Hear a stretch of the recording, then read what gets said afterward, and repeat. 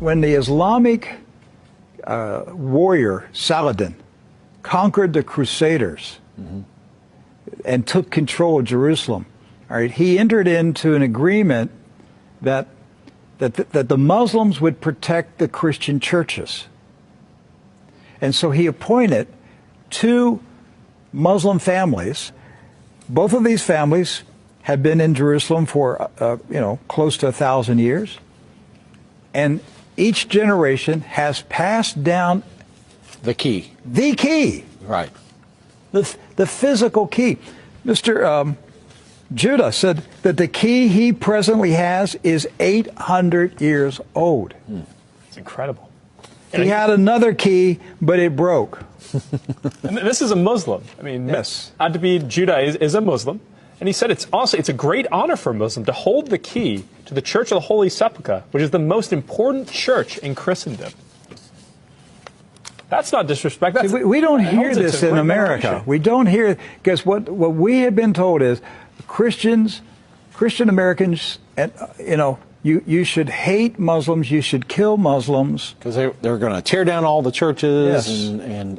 and basically just ransack them and everything else. But here we have two families that for nearly 1,000 years have actually been watching over Christian churches. That's right. So who planted into our minds here in America that we should hate and kill Muslims?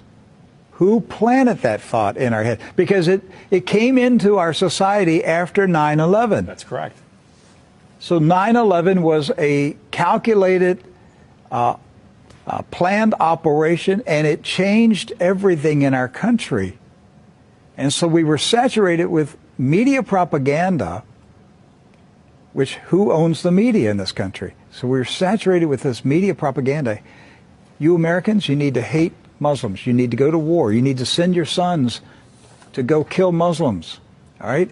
And yet, when you go to the Middle East, you find out that the Muslims, like Christians, are taking care of Christian churches. Yes. Do not hold animosity against Christians or Americans, except in the case where Americans are pushing for war in their countries or trying to take their land.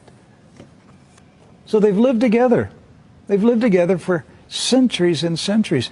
Jews, Christians, and Muslims have lived together for centuries. They were buying and selling. They were trading. They were doing business together. They were building houses next door to each other for centuries. And it didn't change until the Zionists came. Now, see, you say, wait a minute, I thought Zionists are Jews.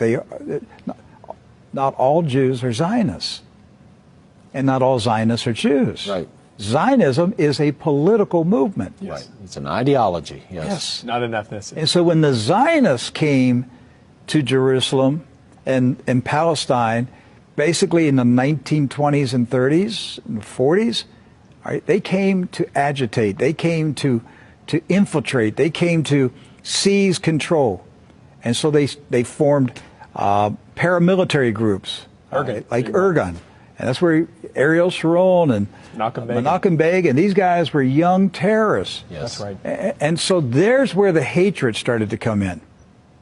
The fighting, the animosity, the bitterness. But it didn't start until the Zionists appeared. The fighting, the animosity, the bitterness. But it didn't start until the Zionists appeared.